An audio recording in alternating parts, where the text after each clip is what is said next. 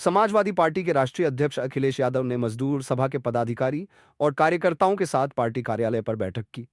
प्रदेश कार्यालय पर मजदूर सभा के पदाधिकारियों और कार्यकर्ताओं को दिलाई गई शपथ। आगामी विधानसभा चुनाव 2027 में उत्तर प्रदेश का मुख्यमंत्री अखिलेश यादव को बनाएंगे। जन जन का कल्याण जय संविधान की दिलाई गई शपथ। क्या 35 सालों तक अडानी ग्रुप से तो हमारा एक काम मान लो, हमारा भी कहना मान लो। आज ऐसा है, हर दिन हम ये पढ़ते हैं अखबारों में, कई बार आप लोगों ने भी लिखा होगा कि जेपी ने ऐसे ही बिक रहा है। हम आज आपके सामने कह रहे हैं कि जब सब बीजेपी बेच ही रही है तो हम समाजवादी पार्टी को घबराए लोग जेपी ने को लेना चाहते हैं, जिन्हें चुनाव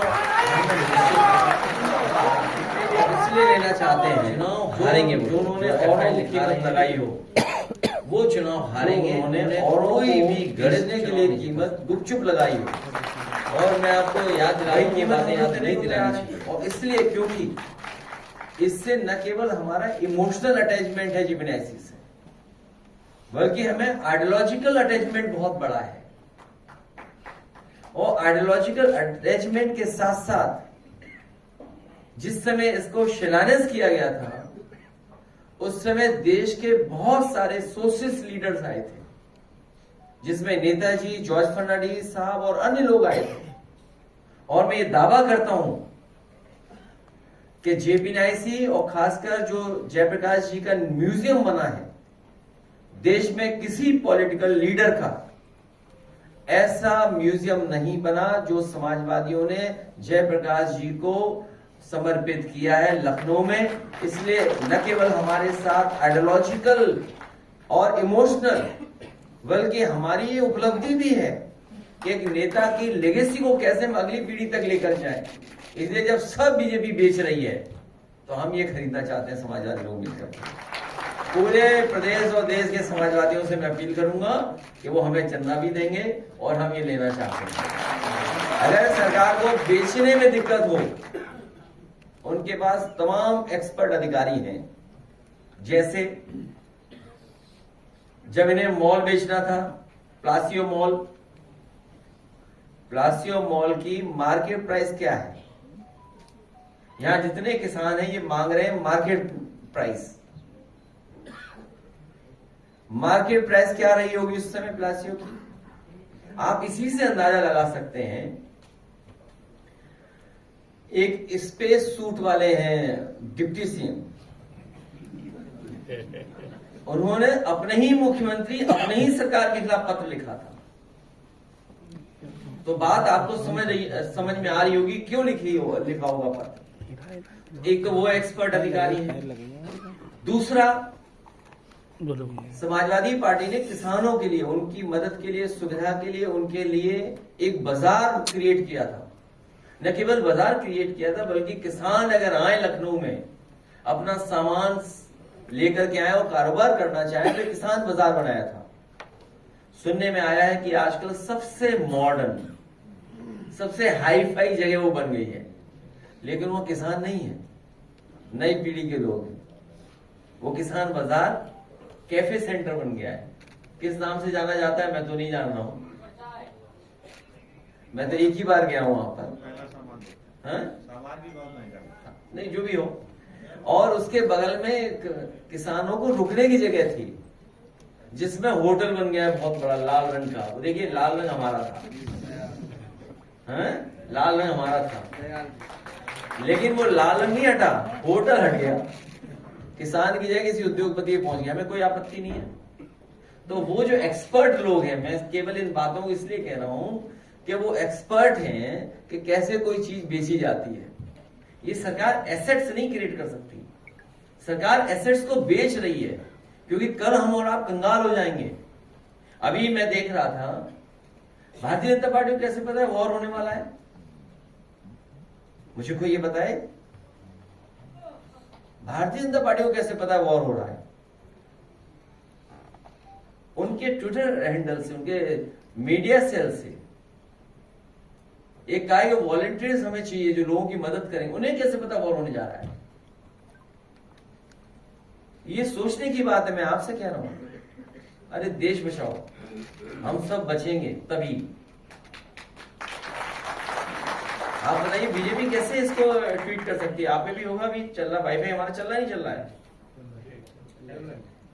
मतलब सुरक्षा जैसे विषय पे भी कोई गंभीरता नहीं बीजेपी के अंदर। मुझे नहीं कहना चाहिए क्योंकि मैंने मोबाइल ऑन किया तो अचानक आ गया, तो मैं अचानक बात कर रहा हूं आपसे। इनकी पार्टी के लोगों को कैसे पता कि ये होने जा रहा है?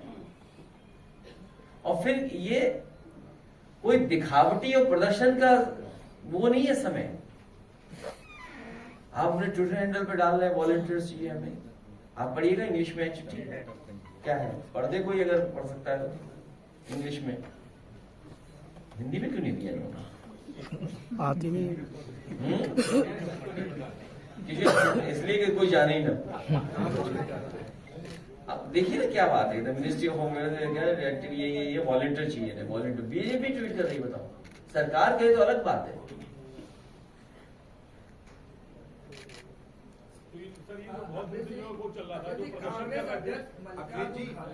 दावा किया है रांची में कि पहलगाम हमले से पहले 3 दिन पहले पीएम मोदी को एक खुफिया रिपोर्ट दी गई थी, जिसके बाद उन्होंने कश्मीर का दौरा रद्द किया, लेकिन आम आदमी की सुरक्षा सुरक्षित नहीं।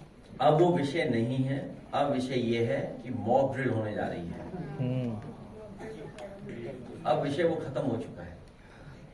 अब सब ने जब ये आश्वासन दे दिया है और सरकार के पक्ष में खड़े हो गए हम सब कि सरकार जो करेगी, जो ठोस कदम उठाना चाहे उठाएं, तो अब पुराने सवाल नहीं खड़े हो सकते हैं। हालांकि मुझे कांग्रेस पार्टी के बारे में नहीं कहना, वो सीनियर लीडर है, लेकिन हम सब ने मिलकर के सरकार को यही आश्वासन दिलाया है, भरोसा दिलाया कि आप ठोस कदम उठाइए, हम आपके साथ हैं। अब तो मॉक ड्रिल होने जा रही है, इसलिए लाइट वाइट जो इंस्ट्रक्शंस हों वो आप भी जारी कर देना, तो हम लोग फॉलो करेंगे। इन्हें और जो सरकार भारतीय जनता पार्टी को अयोध्या की धरती से हरा दिया था और पूरे देश में एक संदेश दिया था कि कम्युनल पॉलिटिक्स का अंत होगा, कम्युनल पॉलिटिक्स और आगे नहीं बढ़ती। झांसी के लोग, किसान भाइयों से भी कहूंगा, इन भारतीय जनता पार्टी को सबक सिखाएं। पूरे बुंदेलखंड के लोग सबक सिखाएं, क्योंकि वहां पर जा करके भारतीय जनता पार्टी ने झूठ बोला है।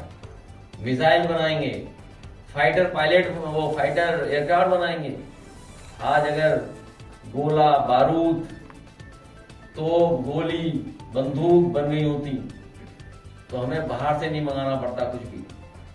हमारे बुंदेलखंड में मिसाइलें बन गई होती तो हमें रशिया से मिसाइल नहीं मंगानी पड़ती, दूसरे देशों की तरफ नहीं देखना पड़ता। बताओ कब कहा था कि हम मिसाइल्स बनाएंगे, आप याद कीजिए। लेकिन सुनने में आया है कि वो होम मिनिस्ट्री से कोई एक आया है चिट्ठी कि अब कोई बात नहीं कर सकता है डिफेंस को लेकर के, इसलिए हम अपने शब्द वापस ले रहे हैं। लेकिन भारतीय जनता पार्टी ने वादा ये किया था कि हम मिसाइल्स बनाएंगे, तोप बनाएंगे, टैंक बनाएंगे, राइफलें बनाएंगे, SLR बनाएंगे, मशीन गन्स बनाएंगे, न जाने क्या क्या बनाएंगे। लेकिन सुनने में आ रहा है झांसी में या बुंदेलखंड में कहीं भी सुतली का बम भी नहीं बनाया है। और जमीन मेरी किसानों की, इसलिए इन किसानों के साथ धोखा ना हो, इन किसानों के साथ बेईमानी ना हो। अपने किसान भाइयों को हम कहते हैं, समाजवादी सरकार बनवाइए, मार्केट प्राइस से आपको मुआवजा दिलाने का काम करेंगे और सरकार के किसी कागज में दस्तखत न करें, सरकार के किसी कागज में दस्तखत न करें। आज जब मैं सुबह उठा, सुबह 6:15 के बाद एक खबर आई कि आगरा में अमन यादव का इनकाउंटर कर दिया गया। जैसे ही मैं उठा और कुछ देर बाद वो फ्लैश होना शुरू हो गई न्यूज, तो पता नहीं क्या मेरे मन में आया कि ये असली इनकाउंटर नहीं है, ये फेक इनकाउंटर है। तभी देखा मैंने कि आगरा से कार्यकर्ता का फोन आ रहा है। मैंने फोन उठा लिया तो जानकारी हुई कि सरकार के लोगों ने उसका गलत नाम चलवाया है। जो सरकार इनकाउंटर कर रही हो और उसका असली पूरा नाम न जानती हो, तो बताओ फेक इनकाउंटर है कि नहीं? जो सरकार असली पूरा नाम भी नहीं जानती है, ये जाति विशेष खासकर हम सबको और खासकर समाजवादियों को, क्योंकि जैसा हमारे किसान भाई कह रहे थे, उन्हें पीड़ा है, जिसको पीड़ा है, तकलीफ है, उसके साथ पीडीए है, पीडीए है उनके साथ। जाति विशेष को बदनाम करने के लिए इन्होंने नाम जानबूझ करके चलवाया। जब मैंने वहां के लोकल पत्रकार साथियों से पूछवाया कि आखिरकार ये नाम क्यों लिखा गया, क्यों फ्लैश किया गया, तो उन्होंने कहा कि पुलिस के हैंडल पे ट्वीट किया गया था या मैसेज गया था। मैंने तत्काल उससे कहा कि उस मैसेज की स्क्रीनशॉट मांगी, तो उसके बाद उसने स्वीकार किया प्रेस के लोगों कि उसे मौखिक बताया गया था। पुलिस के किसी बड़े अधिकारी ने उसे ब्रीफ किया था पत्रकारों को। इसलिए समाजवादी पार्टी की मांग है, जिसका असली नाम भी नहीं सरकार जानती है, पूरा नाम, ऐसे अधिकारी को तत्काल निलंबित करना चाहिए। देखिए, वो घबराए लोग हैं जिन्हें चुनाव हारना निश्चित है। चुनाव हारेंगे वो लोग जो एफआईआर लिखा रहे हैं, वो चुनाव हारेंगे। उन्हें कोई भी गणित चुनाव नहीं जिता सकता। और मैं आपको याद दिला दूं, वो बातें याद नहीं दिलानी चाहिए। बहुजन समाज पार्टी ने कोई फैसला लिया था उस जिले में, वो फैसला मुझे बदलना नहीं चाहिए।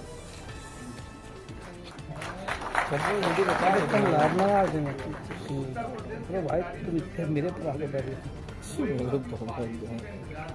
क्या चीज? किसकी? जमीन अधिग्रहण के अधिकारी जो वर्तमान हाँ, आपकी लखनऊ आगरा पॉलिसी जमीन अधिग्रहण की कहते हैं लिखित में तो थी, लेकिन अखिलेश जी की कोई अलग से पॉलिसी पीसफुल ट्रांसफर हो गया था। हम तलाश रहे हैं, हमको मिल नहीं रही। वो कभी उन्हें नहीं मिलेगी। उसके लिए दिल बड़ा होना चाहिए। आपने सुना नहीं, मुखर्जी कह रहे थे कि श्यामली से लेकर के हम एक्सप्रेसवे बनाने जा रहे हैं आसाम में सिलचर तक। अब उन्होंने भारत का नक्शा नहीं देखा। कुछ देर बाद यूपी खत्म हो जाता है, बिहार और दूसरे स्टेट्स, झारखंड हो सकता है बीच में पड़े, और फिर पड़े जाके कलकत्ता, फिर वहां आगे पड़े जाते हैं। तो सोचिए, उत्तर प्रदेश के मुख्यमंत्री ये ऐलान कर रहे हैं कि हम एक्सप्रेसवे बनाएंगे दूसरे प्रदेश में, अपने प्रदेश में तो बना नहीं रहे। मैं समझता हूँ मैंने पत्रकार साथियों का बहुत समय ले लिया है। धन्यवाद। लगातार 10 करोड़ रुपए की मांग कर रहे थे पहलगाम में, जो लोग मारे गए, आप लगातार 10 करोड़ रुपए की मांग कर रहे थे मृतक परिजनों के लिए, और वो शहीद दर्जे की मांग कर रहे हैं। ये सबसे पहले हम ही लोगों ने कहा कि देखिए, जो शहीद हुए हैं पहलगाम में, उन सभी परिवारों की मदद होनी चाहिए, शहीद घोषित होने चाहिए, और सरकार को 10 करोड़ से उनकी मदद करनी चाहिए।